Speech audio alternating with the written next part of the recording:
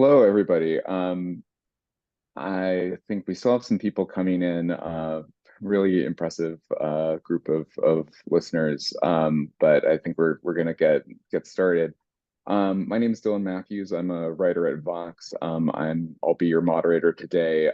Thank you for joining this webinar. We are hosted today jointly by the new and incredibly important publication Vital City, which, if you care about urban issues, about criminal justice, it has quickly become something you have to read. And they're collaborating with the Niskanen Center and specifically Hypertext, which is Niskanen's sort of journal of ideas. And we're here to talk about evidence. And judging from the attendee list, a lot of you have some experience in that space, but we have an incredible list of panelists here today to talk about it as well. If you have not already checked out Vital City's 7th issue, which is all about the use of evidence in policymaking, please check that out. It's centered around a very important essay by Megan Stevenson that we're going to talk about in a second. But I think the themes in both Megan's essay and many of the responses there apply not just to criminal justice, which I think is going to be the sort of focus of what we're talking about today, but many areas of public policy. Any area where social change happens, where we try to estimate how social change happens, where we are maybe disappointed with the pace at which social change happens. And I think one thing we have found, and Megan will get into this more, is that in a lot of places, policies we would hope to work don't work. And the question is what we do with that null finding. And I think what I was taught to do in school and from people as a journalist is you abandon things when you get a null effect and do the minority of things that do work. And Megan has a very different sort of approach and answer and analysis of that problem that I'm excited for all of us to dive into. So that's enough of me. Megan, could you introduce yourself for a second, and then we can talk to the three excellent panelists who are going to be responding to your essay. Great. Thank you so much for having me. I'm Megan Stevenson. I'm an economist by training. I'm also a legal scholar and law professor at UVA. So this paper that I wrote is called Cause, Effect, and the Structure of the Social World. And it starts from an empirical base, and that's looking at all of the randomized control trials, which I'll refer to as RCTs for short, published in the criminal justice space over the last like 50 or 60 years. Now that is like obviously a very large scope, so it was an ambitious paper, but it's a literature that I've been absorbing slowly over the years because this is my area of expertise. This is the area that I do research in, that I've published in for many years. And over the years, I started noticing something, which is that an awful lot of the interventions evaluated by RCTs were not effective. Or at least they weren't effective beyond some kind of initial kind of direct impact. They didn't have lasting effect. They didn't have very big effects.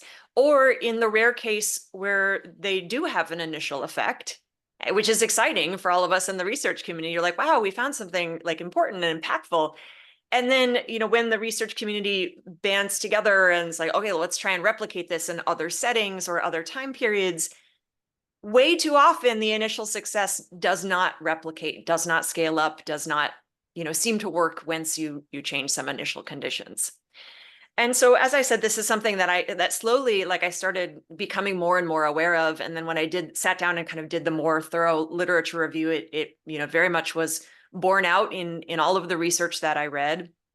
I feel like this is something, I call it like a dirty little secret. Like it's something that I think a lot of my colleagues know, it's not like nobody's ever been like, you are 100% wrong about this. They might quibble with like little details, but like everyone kind of agrees in a general way with this statement. But I don't think it gets a lot of discussion. People, it kind of gets pushed to the wayside. Papers that don't find effects often don't even get published. They don't get attention. They're not getting in the media. They're not the things that, if you're not really immersed in the literature, you're often not even really aware of. So this paper is about discussing kind of this fact and what it teaches us about the structure of the social world and what it teaches us about how to achieve change. So, I start with what it teaches us about the structure of the social world. And before I begin to this, I want to it's not a caveat, but I want to be really specific about the scope of the claim. So this scope pertains to questions that get answered by randomized control trials. And in particular, the types of interventions that get evaluated by randomized control trials, they tend to be of relatively limited scope. They tend to be something, there's a little phrase, no causation without manipulation. That was something I learned in grad school. But like it needs to be, what we're evaluating needs to be, just tweaking along the margins of the system so that we're holding all else constant. We have two groups that are otherwise similar, but we randomly assign one of them to receive the intervention and one of them don't. By its nature, results in fairly limited scope interventions, results in the type of change that is sort of like systems conserving change. You need to be able to hold the nature of the system constant and affect just one margin, affect some change that doesn't sort of get at the kind of fundamental equilibrium of the system, I guess is the best way I can describe it. So this is a conversation about what we learn about the structure of the social world on the scale of these limited scope interventions. And then the second thing is that most randomized control trials, the researchers are not trying to answer questions that are really obvious. Like if it's obvious, generally everyone's be like, well, who cares? This is not publishable. We already knew this, doesn't get well received. It's more the like a couple of links down the chain, like the causal chain. Like this affects that, which then affects this, which then affects that, which then might, affect this thing that we care about, which is often things like, new arrests, new convictions, employment, wages, so on and so forth, marriage, health, various things. So in this scale of the questions answered by randomized control trials, what I argue, if you really look at the evidence, decades and decades worth of evidence, what we learn is that the world is full of kind of stabilizing forces that resist change. So these, at least in theory, you could think, well, this limited scope intervention could kind of set off some sort of like cascade type effect, like like almost like a tipping point, Malcolm Gladwell style thing, where, if you can intervene just at the key moment, you can direct somebody onto a kind of more beneficial path than they might have gone on afterwards. Therefore, kind of the small change leading to oversized rewards. And by and large, this doesn't really seem to happen, or at least it doesn't, it's not something that's borne out by the evidence. And to the extent, again, that it does seem to happen in one setting, it's very, very hard to replicate that success in other places, suggesting that, to the extent there are these kind of causal pathways, they're complicated enough that we don't, that it makes it hard to manipulate them to achieve like the goals that you might want to, you might be trying to achieve. And so, I think that has some implications for how we think about social change, and a lot of the times I talk about this, people like, tell me what's next. What are we, and let me just preface, like, I don't know, this paper is saying something about what we learned from randomized control trials. There's still a ton of questions that I think are open-ended, that I think are fascinating questions and people are doing great work on. But I will say some sort of direct implications. The direct implications is that I think something has been oversold in the reform movement and in the evidence-based reform movement. And I don't get me wrong, this is an evidence-based paper. I'm totally pro-evidence. We're not anti-evidence here.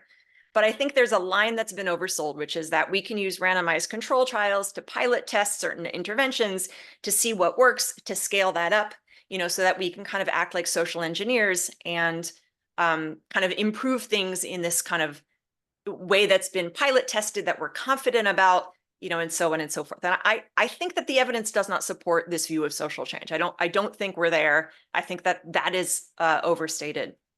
I do think, so without that, if you kind of shut down that pathway, which I think the evidence does shut down more or less, I think it leaves a couple of different things. So it can leave, if you, because obviously people still want to change the world. Like we all still care about the world. We still want to do good things, right? It leaves interventions with direct benefits. Like if you feed people, they will not be hungry, sort of very direct, like we don't have to worry about long, complicated causal chains to get the improvement, but just like direct kind of harm alleviation. That's one. One is systemic change, kind of broad scale change that goes beyond the scope of the limited scope interventions that gets evaluated by randomized control trials. And if you're the type of person that's like, the status quo isn't acceptable, I need things to change and I need them to change fast, this might be your choice. This might be what you need to go by. But I will say, like, you can't evaluate systemic change in this, you can't, like, science doesn't have definitive things to say about in the way that it does kind of more limited scope changes. So you're proceeding with caution. You don't know where systemic change is going to take you. It could take you where, to the dreamy world you want to live in, or it could take you in a totally opposite direction. And history is full of instances, where the bad thing also happens. So, so just kind of, like, I guess, keep that in mind. And then finally, like, this paper is not rejecting incrementalism. I think it's more rejecting, so the randomized control trials that we look at, they're generally not powered or equipped to detect really small effects, small effects. So maybe with these kind of incremental limited scope interventions, we're taking small steps in the right direction, and eventually we'll get there. We're gonna move into an increasingly, like, good world. But again, there is I want to highlight the uncertainty about this, because our toolkit doesn't really do a good job at detecting small interventions. So again, like, just as with the systemic change, you might be taking small steps in the right direction, or you might be taking small steps around in a circle or in the wrong direction, so it's that's it. I think that's all I got to say right now. I'm sure, you guys will have lots of questions and comments, and I'll return to it, but I want to pass the mic for now. So thanks. Thank you so much, Megan. That's a wonderful introduction, and I think sets the tone very well. We have three excellent panelists who are going to be commenting on this. I'd like to start with Nancy Levine, who is perhaps ideally situated to think about these challenges and has to think about them every day in her current role. So Nancy, why don't we head over to you and introduce yourself briefly and give us some thoughts on Megan's hypothesis. Thanks. I'm really delighted to be a part of this panel. Nancy Levine, I am currently director of the National Institute of Justice. We are the research and evaluation arm of the U.S. Department of Justice. But before assuming this role 2 years ago, I spent a couple decades of my life as an evaluator of largely criminal justice type interventions. I've done RCTs and I've done a lot of other kinds of evaluations. So I have a lot to say, way more than we have time to share, I'm sure. But I want to kind of place Megan's article first in kind of the history, as actually Megan herself does, of these movements around what do we know about what works. And, that dates back to Robert Martinson's famous 1974 piece that everyone calls Nothing Works. He actually didn't call it Nothing Works. He called it What Works, but he found that most rehabilitation programs weren't really yielding their intended impact. That was used by the tough on crime crowd to argue for harsher sentences, and they were largely successful in that quest. And it became a real lightning rod for the field, and really just had everyone up in arms. I think in part it was not just researchers, there was defensiveness on the part of people who were delivering these programs, and of course concern that the programs would just be eliminated as a result of this finding, which indeed happened. The pendulum swung much more from rehabilitation to a more punitive mindset overall. In subsequent years, there have been articles, maybe not as incendiary as the Nothing Works doctrine, and Megan mentions the work of Peter Rossi as well. He introduced this notion of the iron law of evaluation, right, which suggests that the larger scale interventions are more likely to yield null findings. And then he subsequently introduced these other metallic laws. One is the stainless law that posits that the more rigorous evaluation is, the less likely it's going to detect effects. And then the brass law that suggests that programs focusing on individual change often have a zero net impact. So all of these, articles, prompt reactions, and we've had decades of this. And they've also led to some really good positive outcomes. I think that some of the work of Martinson and Rossi had led to the creation of a lot of the clearinghouses, the What Works clearinghouses, these systematic reviews where they, cull the literature and identify, which are rigorous enough to be included in this compilation, and then what do they find to help kind of serve a translational role in the field, which I think is really important. NIJ, within the Office of Justice Programs, really was led by then Assistant Attorney General Lori Robinson.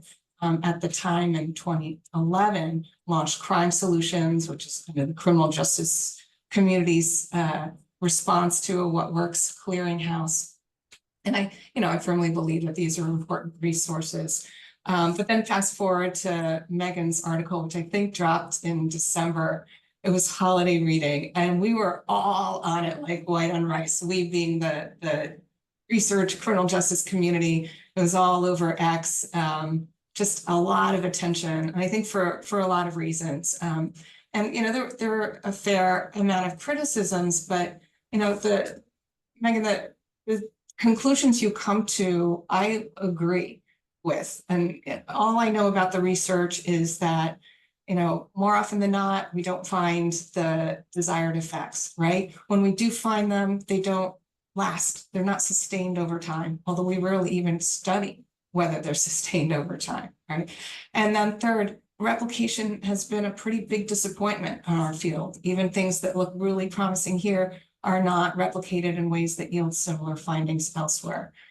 So I want to thank you, Megan, for writing this article and galvanizing the field around these issues.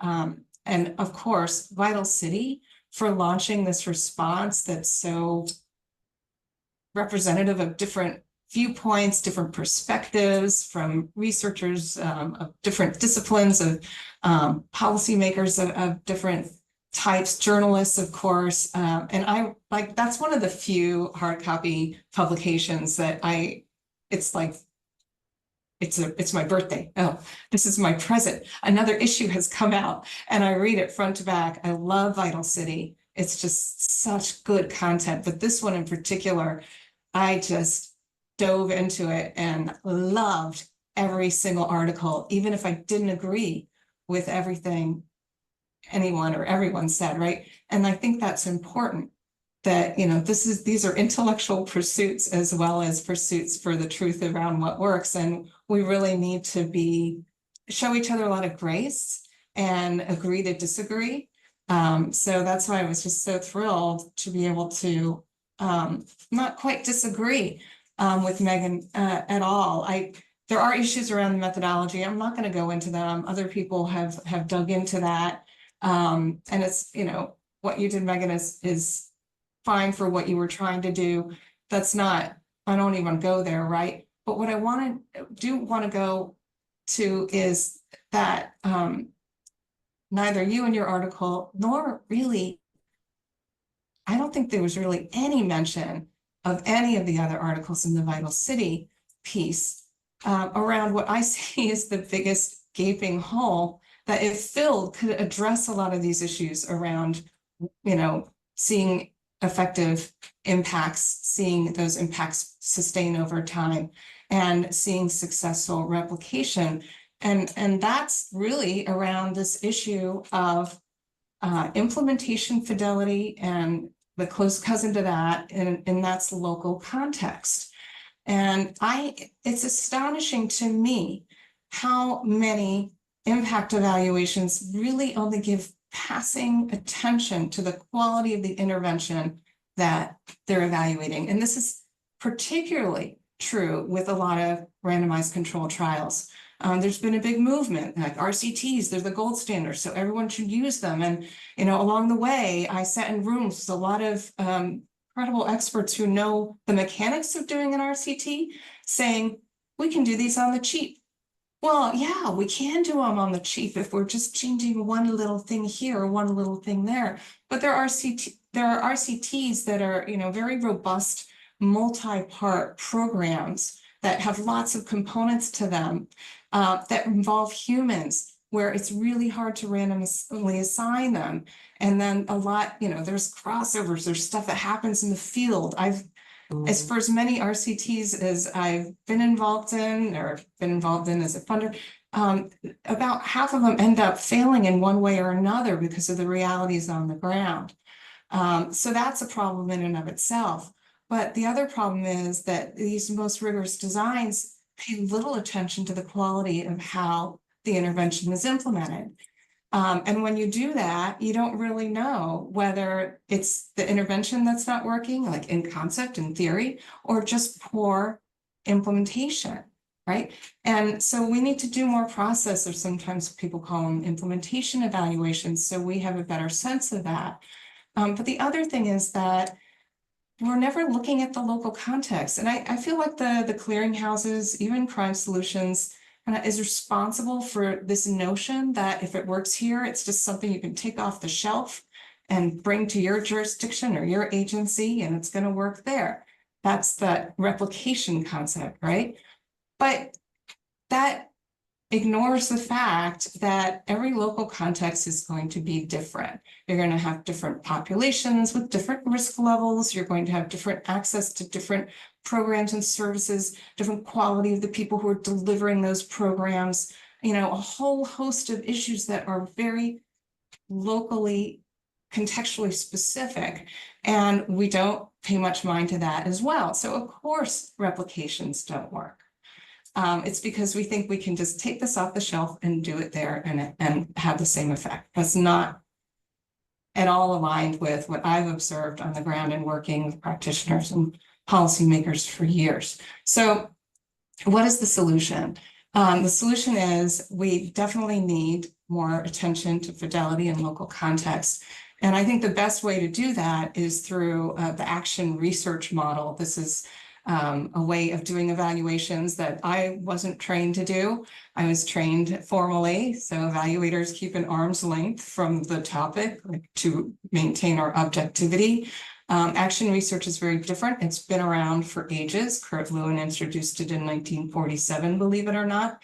It's still alive and well today in a lot of different contexts. And this involves measuring implementation fidelity as you go as an evaluator, even if your ultimate goal is to look at impact, and sharing even those findings back in real time so that the program implementers can make improvements so that what you're ultimately measuring is as close to what you want it to be as it can be, given local circumstances. So action research is something that can be done in partnership with practitioners and researchers. It's happening. NIJ is funding a lot of work in this space. I think it builds stronger partnerships, ones where you don't have this adversarial relationship. A lot of programs are afraid of evaluators. They don't want them coming in because they're afraid they'll tell them something they don't want to hear. But if they're here saying, hey, I see what you're trying to do, but you're not reaching the population you're trying to reach. Here's, you might want to tweak it this way or that. Then they're more of a partner in helping the program implementer be successful. I think that really can support sustainability over time. And really all three of Megan's weaknesses that she identifies, and I do not disagree with, could be addressed with better fidelity, more attention to local context, and more of a close partnership between the researcher and the practitioner. I'll stop there.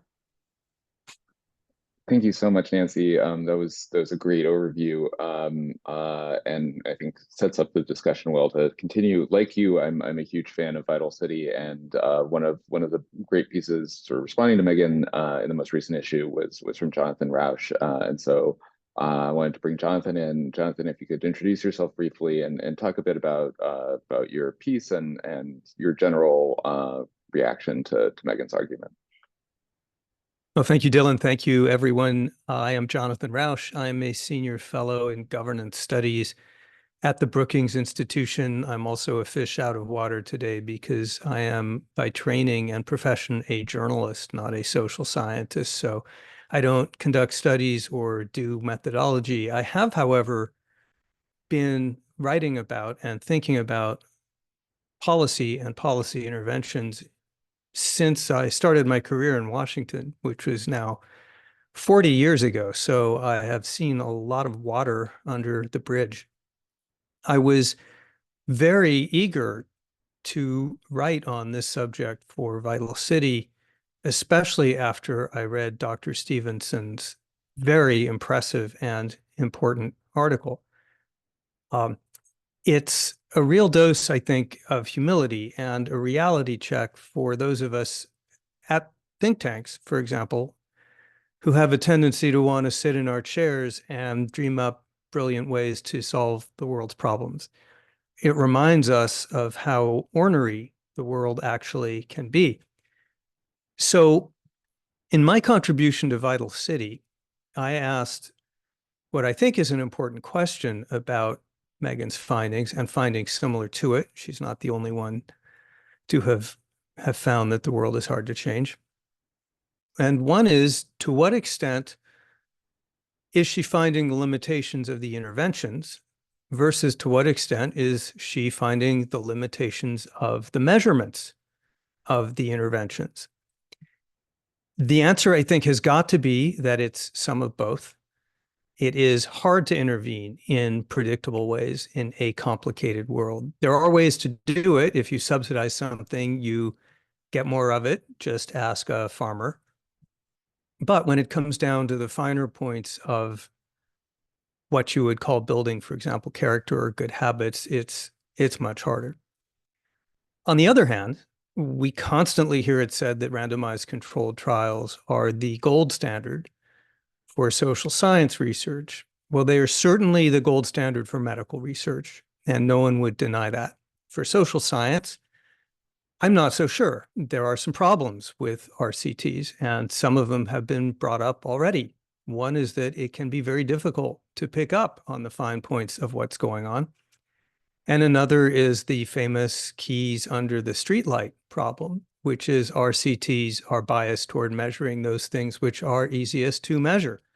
And the problem is the things which are easiest to measure may not turn out to be, at the end of the day, the things that really matter, or the things that the program succeeds in intervening in, or for that matter, most significantly, fails to be intervening in. So I see random control trials as a tool in the toolkit, but by no means as definitive as they are sometimes taken to be.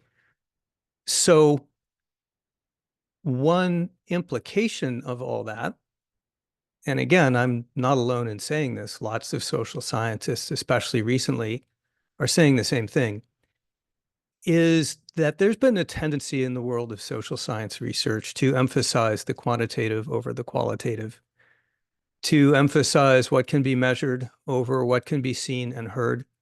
As a journalist, I am a big fan of qualitative research, of going out there, of talking to people, of interviewing people you're intervening with, looking at their families, looking at their communities. I understand that those methods are highly subject to sampling error and bias. But as supplements to randomized control trials, they can be invaluable. I use in my response in Vital City the example of a school I visited. For example, one of many possible examples, about 10 years ago in Philadelphia, a charter school run by and for the Hispanic community, quite innovative. You get there and you look around and you don't really know if in 5 or 10 years a randomized control trial, if there were one, would find higher graduation rates from college. But what you can see are orderly hallways, attentive students, teachers who are stopping kids in the hallway to find out what they're doing today or to intervene if they're misbehaving, and a generally high sense of morale. And that's worth something. That's really important. So what I'd like to see come out of the humility, which Megan's work expresses, is a renewed appreciation for the need to get social science back out on the street. In terms of the implications of Megan's research and findings like it, the first is one that she mentioned already, which is the first things we ought to look at should very often be no regrets policies. These are policies which, whether the outcomes are measurable or not, have a very high probability of helping people because you can see you're helping them. And filling a child's empty stomach would be an example of that. Now, even there, of course, we have to have some humility because there can often be offsetting and countervailing effects of even the most well-intentioned and seemingly good programs. But I think the no regrets policy is generally a very good starting place. The second, as I just mentioned, is more emphasis on qualitative research, stirring it into the mix. And finally, this also came up, I think, in Nancy's comment, localism. Implementation is everything in an intervention, or in many cases, it's everything, period. And local people, local providers, local communities are likelier to have the kind of knowledge that will make for effective programs and interventions. So it's very often useful, instead of scaling up, to scale down, provide resources, provide choices, figure out what problem it is you want to solve, but then let the local people try to figure out how best to solve it in their community. And that is a different approach than the industrial style scaling up approach, where you look for something that works and then you cookie cutter it all over the country. That approach, I think, is likely to lead to disappointment. Wonderful. Thank you. Thank you, Jonathan. And thank you for representing journalist interests. I also have a vested economic stake in people evaluating qualitative information, but I like to think it's important impersonally as well. Lastly, our third panelist is Amy O'Hara, who brings a lot of expertise and know-how in the data world and the use of data and evidence. And so I'd love to hear some of her thoughts here. Amy, if you could introduce yourself and take it from there. Certainly. Thanks, Dylan. Hi, I'm Amy O'Hara. I too am trained as an economist, but I've spent most of my career trying to facilitate the production of evidence. Right now, I work at the McCourt School of Public Policy at Georgetown University. But for many years, I worked at the US Census Bureau, where I led their data curation and linkage unit. And so my work then and now is really about how we could improve measurements, which is something that we had just heard about, that part of this is really about those metrics that you need to understand the outcomes. And so these metrics could be to support RCTs, for quasi-experimental designs, could even be descriptive statistics. Because what I've really learned, especially since leaving the federal government, is the degree to which when you get on the ground, you find that so many agencies, so many officials, they can't even count what's going on in their programs.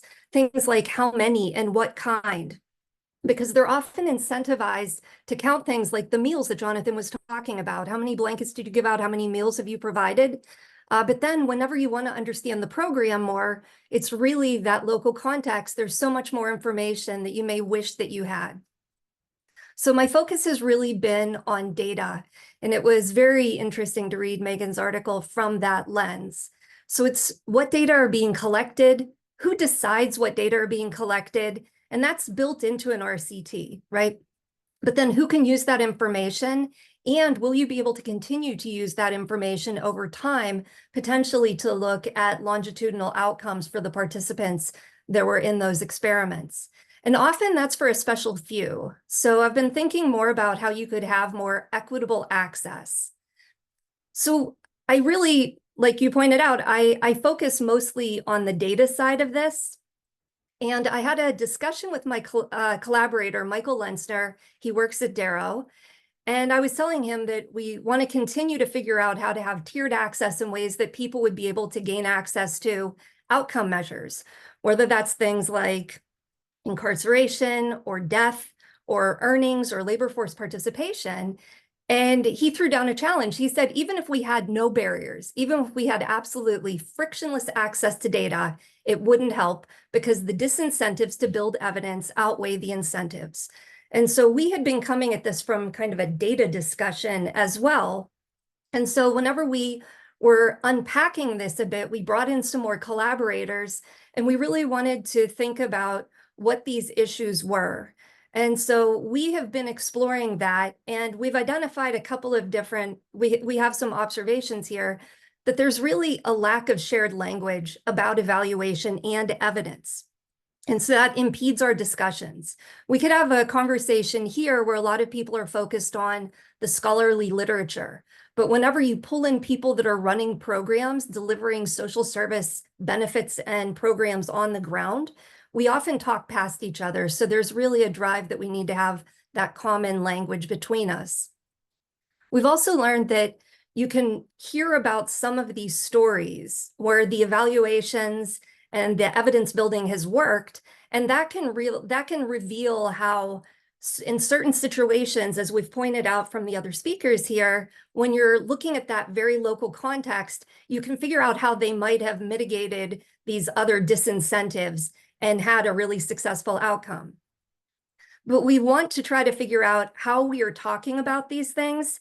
We want to make sure that we are observing how, if we're talking about equity and ethics, as some of the great papers responding to Megan's article pointed out, are we looking at things like where the data are coming from, whether the data were consented? If the data were consented, would that introduce its own bias in who is being studied? So there are a lot of different ways that we want to unpack this more. Whether you're talking to the scholarly community or to funders, there was a great line, it depends on whether I'm talking about my work as sales versus science. Because you did the same work and it depends how you're going to spin it depending on what audience you're talking to there. So we want to try to figure out how we can frame evidence building and especially what data are needed for it from our perspective in terms of making sure it is both a learning aid for the community to inform others on what has been done, whether it worked or not. Being able to find that information, the discovery of that information is really critical. And recognizing that many times when you are delivering those services on the ground, you're looking at some of the information that you're capturing basically as a compliance exercise for your funders. So there's a dimension here about whoever is funding the work, what are you making people report on? And is that really what we want to be talking about? Because the conversation that we think needs to be had is the fact that there's this marketplace for this evidence, for this work coming out of evaluations. And it's really a big disconnect between the consumers of that information and the people producing it. So our group intends on trying to get a couple of papers pushed out later this summer that hopefully can continue this conversation, especially as it ties into the federal evidence building world. Wonderful. Thank you so much, Amy. I want to let our audience know if you have any questions, and we have, I think, 170 people watching this, which is amazing. But we have a Q&A section. If you go on your screen toward the bottom, there should be a little text box with a question mark in it. Please put any questions in there, and I'll bring them up to our panelists. While I wait for those to trickle in, Megan, I wanted to bring things back to you. There's a lot of places we could go here. I wanted to ask you a little bit about incentives, since that does seem important to the critique you're making. I know you cite a lot of sort of perverse incentives that people face in academia and the think tank world, some of which are I think pretty familiar to people by now, sort of p-hacking, aversion to null results, desire to have something new as opposed to sort of confirming something important. There's been a lot of effort to try to change those incentives recently. I think you're at UVA, Brian Nosek is someone I think of as doing a lot of work on this and trying to improve replication. How much do you see that moving the incentives? I guess one way to put this is the sort of incentive problem you've diagnosed something that itself can be changed and modified, or is it a place where we should, as more generally you argue in the paper, have a healthy degree of skepticism that we can move the needle? I mean, I do think there's been great work done, and we have made some real progress on a few things like pre-registration and pre-analysis plans and so forth.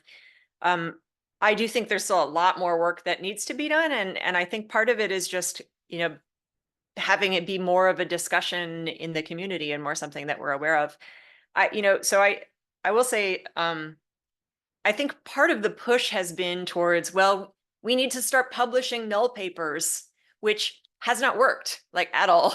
Like we're not really, we publish null papers, at least in my field, economics, only if it's very, very precisely estimated. And you can say, really, we can reject any effect bigger than this tiny amount up or down. which you can only really have such a precisely estimated null when you have a really large, you have enormous power. You have a really large sample, a really strong research design, and a strong and convincing research design, and a lot of power. So, I mean, one of the things that I personally argue for is,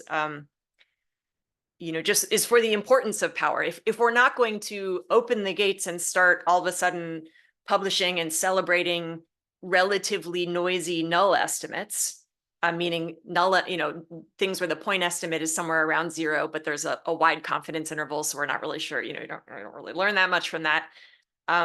We also should be avoiding publishing statistically significant, but also very noisy, wide confidence interval, type studies. And I think if we start paying more attention to power in what we think of as compelling evidence, that mitigates it a little bit. But I mean, I think this is, it really, I think, requires a culture change. And I think the part of the reason we focus on statistically significant estimates is because I think there is a narrative that empirical scholars are engaged in the important work of identifying what works so we can scale it up. I mean, I'm simplifying a little bit, but I think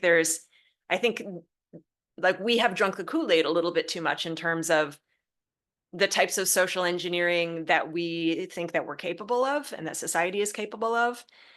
And I'm hoping that, paradigms change, and I'm hoping that we're, in the midst of a bit of a paradigm shift, or that we will be over the next, years, because ultimately, so I agree, by the way, with what Jonathan said about, I agree with what everybody said, actually, but about different methods and what the right approach is, and maybe we've paid too much attention to randomized control trials. But I think the bottom line is, you need to think really, really carefully about incentives within knowledge production, because that is, more than any better or worse method or rules about power. I think really understanding the incentives and taking that into account and trying to align us incentives with, some sort of goal of understanding the truth is extremely important. Wonderful. A lot of great comments and questions already. I think Thomas Abt sort of asked us to focus a little bit more on the central claim in Megan's article that, and there's a couple claims here, but one is that there's a worldview, the engineer's view, as Megan calls it, toward research and policy change that is dominant in a lot of evidence-based policy, and two, that most reforms and innovations don't have much of a lasting effect in criminal justice. And so I wanted to, since I know you've engaged on this a fair bit, Megan, I wanted to bring this to Nancy.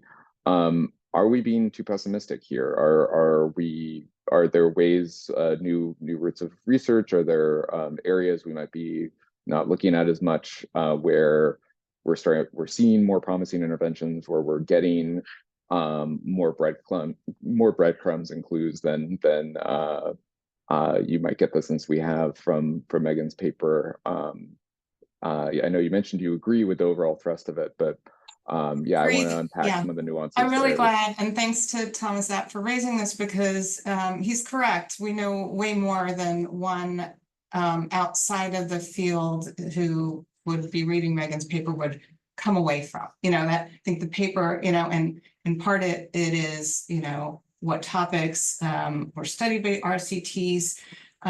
In part, I think, if I'm not mistaken, Megan, you focused on people-based intervention, not place-based interventions. Well, actually, robust literature around the effectiveness of place-based interventions that, were both from RCTs and other strong quasi-experimental designs. And we have a whole thing called crime solutions, and we wouldn't continue to contribute to that if everything in there said it didn't work, right? Now, the threshold for rigor people could argue with, but it's on par with other what works clearinghouses, and we have a wealth of information of what has worked. But again, in a certain place at a certain time with a certain population or a certain local context, right? So that's where we have to be really careful about what we learn about what works. and make sure that we're taking the time to understand the local context. It's what, it's like describing earlier the Peter Rossi's different metallic laws. And I failed to mention that I came up with my own. And of course, his laws, he says the most durable and pervasive are the ones that kind of are akin to the strongest metals out there. So, the iron law he lifts up is the one that the largest interventions are less likely to have an impact. But I would argue the strongest, most pervasive law of evaluation at all, what I call the titanium law, is that the less deliberate the implementation of a social program is, the more likely its net impact will be zero. And, we touched upon this, Amy touched upon it. It's, we need to look at how these things are getting implemented. So I made that point already. I do want to call out Jonathan's point as well. Jonathan, one of the things I talk about at NIJ since I got here 2 years ago, it's a priority for me, is what I call numbers plus narratives. That we're really only inviting research proposals now that include both the quantitative and the qualitative. We are with you. That helps us identify the context. And if we don't take the time to contextualize our empirical findings, the numbers, with the narratives of people who are closest to the issue or problem under study, we're going to make some errors in conclusions. And I've done that, actually. I've made mistakes in assuming what, the readout, the quantitative analysis said this, and then I took the time to go back to people who were closest to the issue, and they said, yeah, no. And I realized I would have written an article and come to the wrong conclusion. So it's really important that we take that time to engage. And it could be formally through focus groups, semi-structured interviews, or it could be more informally, bringing those findings back to the people who helped generate the data to begin with. Wonderful, thanks so much. Heidi Bisson has a great question on sort of improving rigor and legitimacy around qualitative components. This might be an interesting one for Jonathan, since I think one thing I've learned as I have sort of matured as a policy reporter is that there are a lot of great sociologists and criminologists doing really important ethnographic qualitative work, but there isn't sort of a fire hose directing it to journalists like me and Jonathan.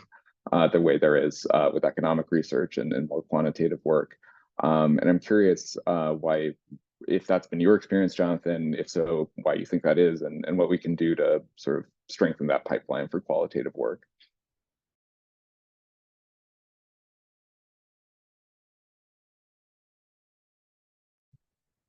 Pardon me, you'd think 4 years into this, I know how to use the mute button.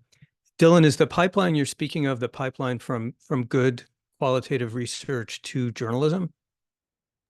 I would say to journalism or to our audience, that I think some of what you and I do is connecting research to policymakers, to the general public, to people who donate to various things, and so it could be about journalism specifically, but also you mentioned a few examples in your piece, Catherine Kramer, Arlie Hochschild, and so there are definitely some examples, but I'll speak only for myself.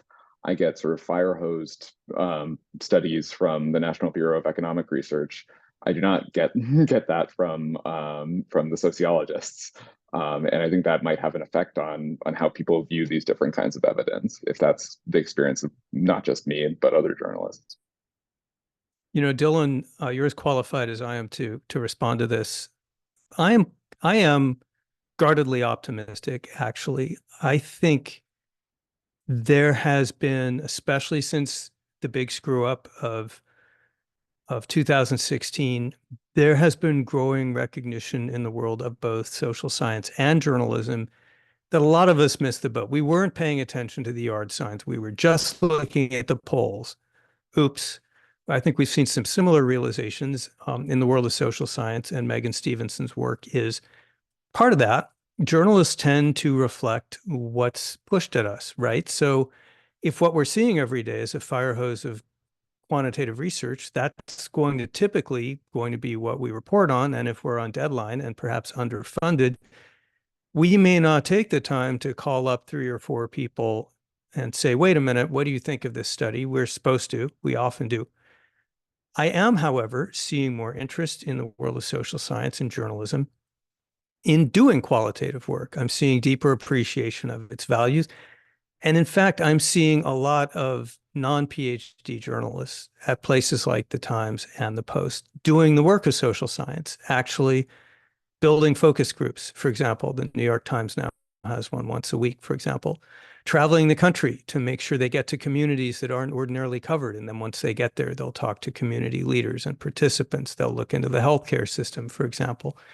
They'll look at the schools. Now, this kind of work is expensive and it's not especially scientific, but it is very important. And I think I'm seeing a growing awareness of it. So is it enough? Maybe not. Are we headed in the right direction? I think so, but I don't know, Dylan, am I just whistling past the graveyard here? No, I think there's something to that, and I think you're right at pointing to 2016 as an inflection point. I think I kind of had thought of who is going to win the presidential election as a solved problem that Nate Silver had solved, and that was not the right takeaway from 2008 and 2012.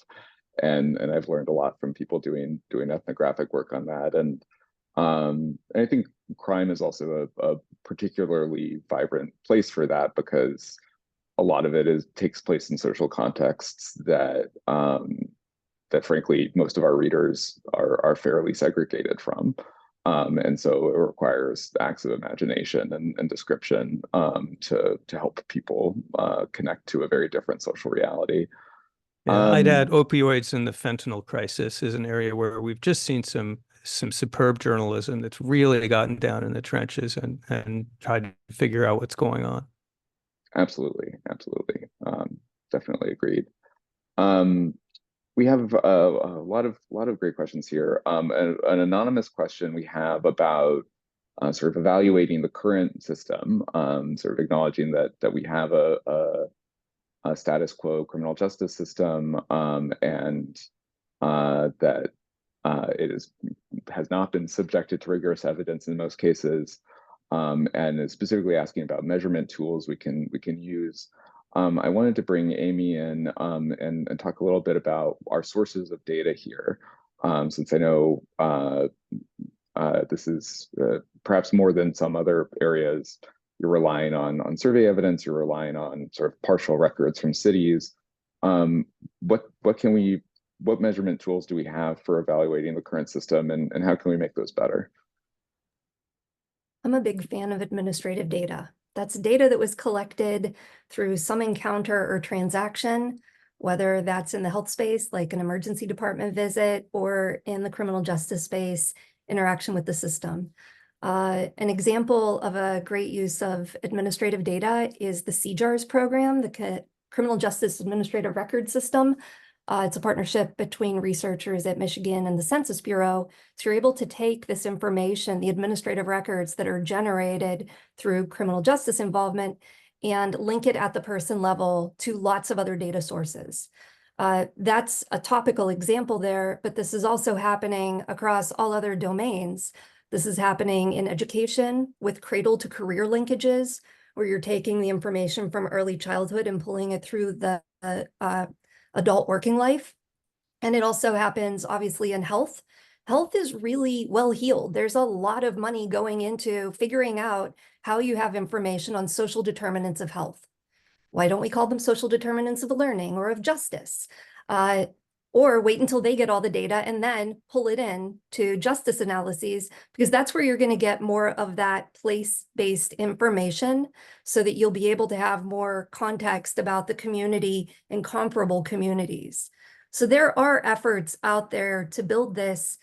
There's just a challenge in discovering it. There are also challenges in accessing that data, and there have been many kind of equity issues, who has access, who knows whom, but there are lots of agencies trying to improve upon that.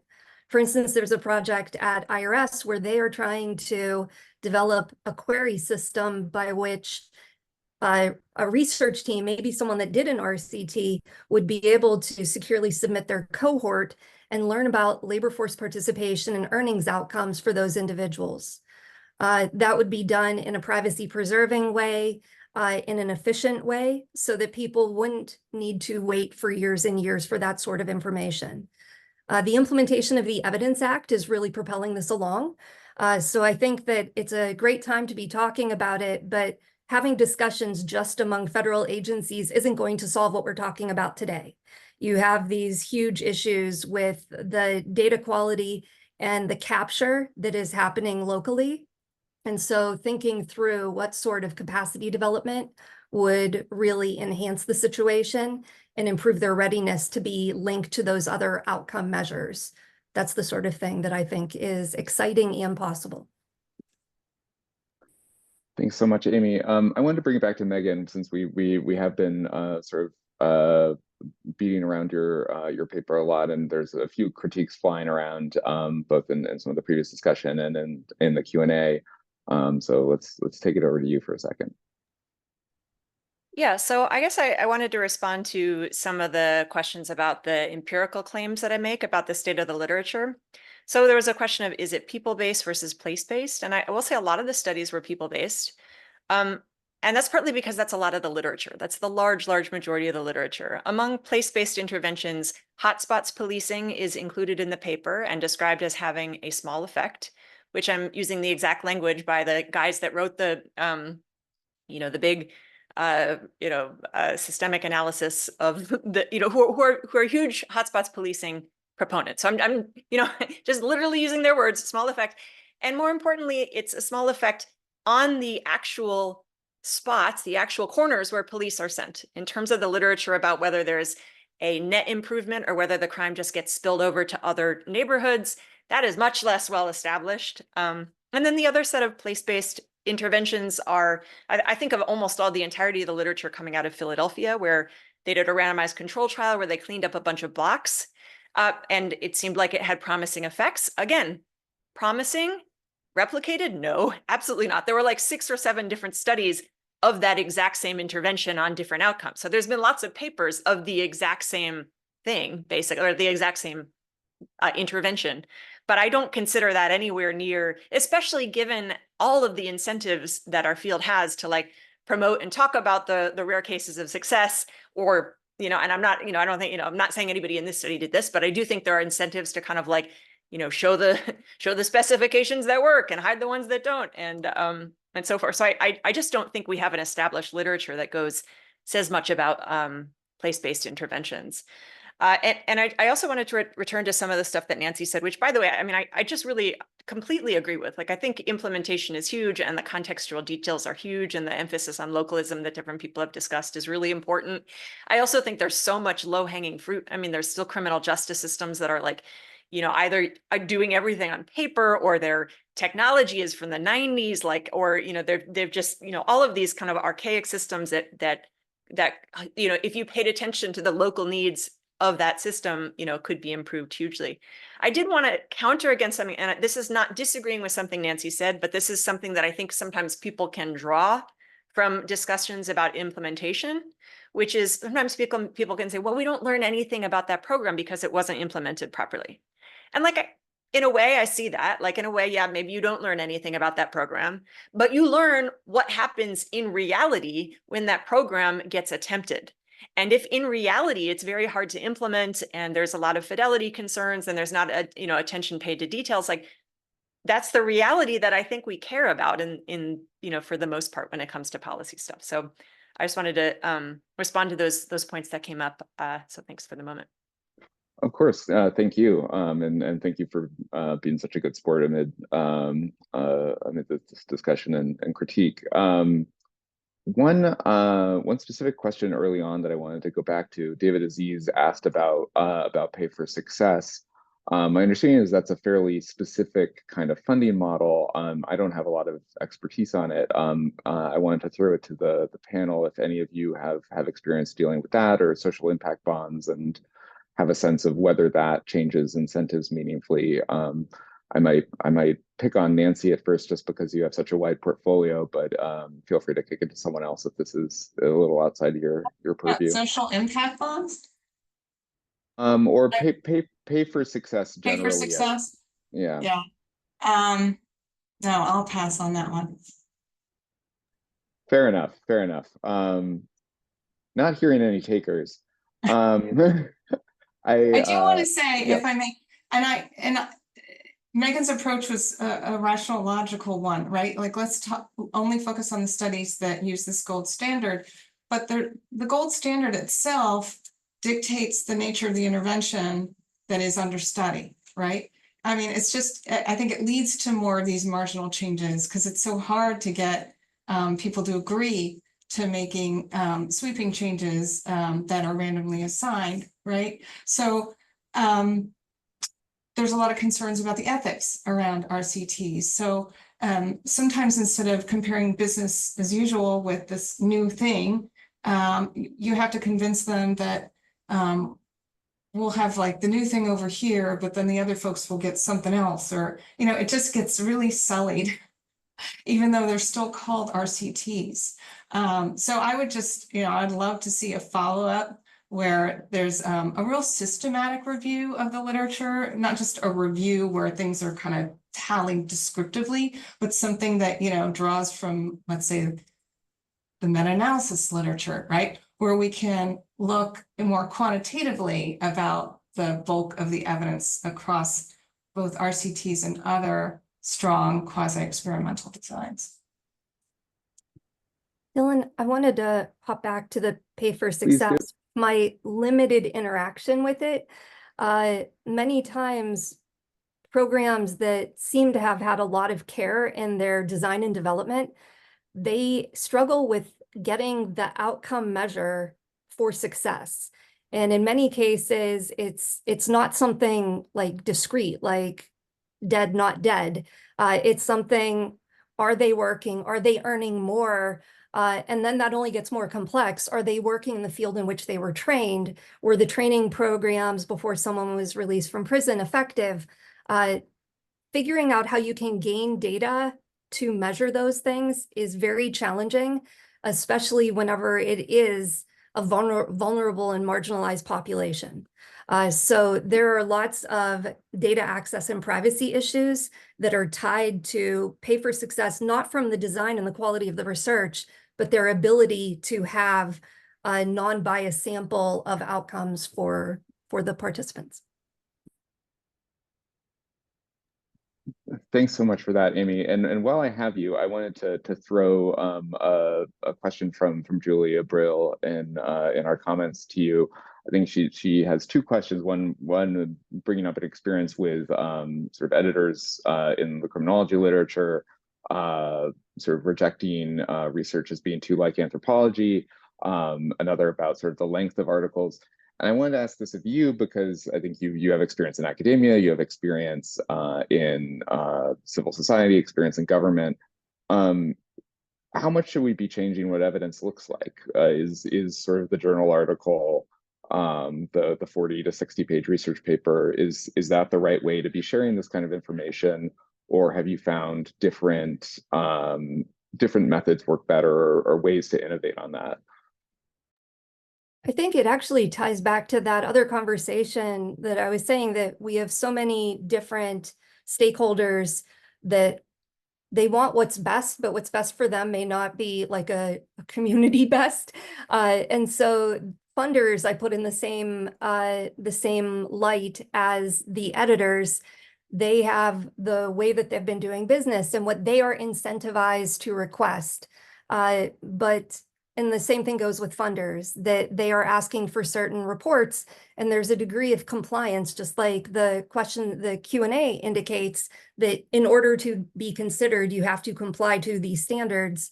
I think that we need to revisit whether that is what's in everyone's best interest in order to have that full and complete summary of what was done.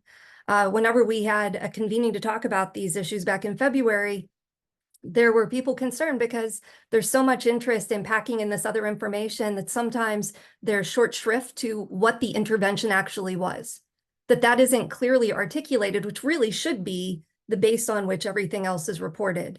So I think that there need to be conversations with the editors as well as the funders in order to figure out whether there is any, what the modifications could be to have more complete reporting on what's going on. Wonderful. Thank you so much. Going through, our anonymous attendee does not feel like I expressed his question fully, but so I'll quote him directly. Oftentimes, the traditional legal system generates no improvement over interventions, yet researchers routinely conclude that the intervention didn't work rather than that the traditional legal system didn't work.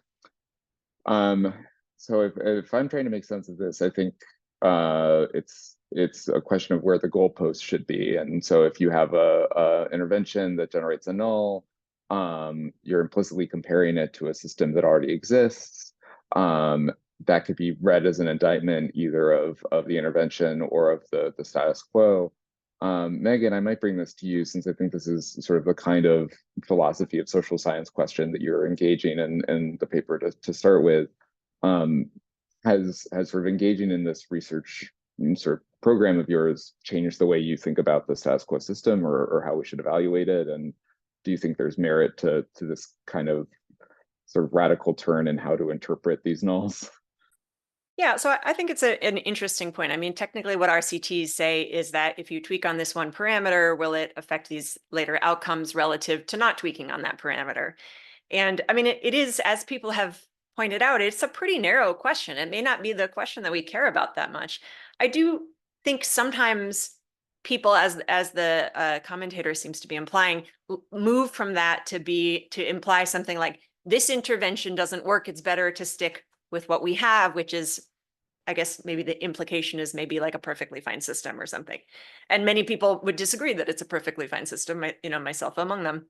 I want to go back a little bit and talk just for a moment about the nature of quantitative causal inference research, because I think this is kind of like philosophically interesting and important to this, these questions that we're talking about. So we've talked about the limits of randomized control trials in terms of what you're able to evaluate, that you evaluate limited scope, systems conserving type of interventions. Now, I want to say something, which is that I think the same basic limitations apply to all of our, quote, rigorous causal inference research methods. So it's not like a real limitation that I'm just looking at RCTs when, regression discontinuity designs, all of a sudden open up brand new worlds.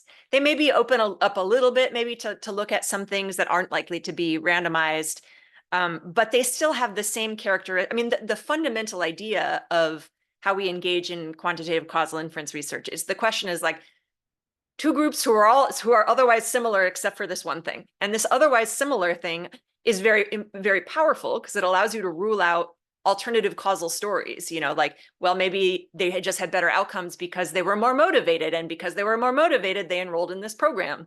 And that's really powerful that you can kind of rule out that sort of, these confounders. But it's also very limiting, in terms of what you're able to say.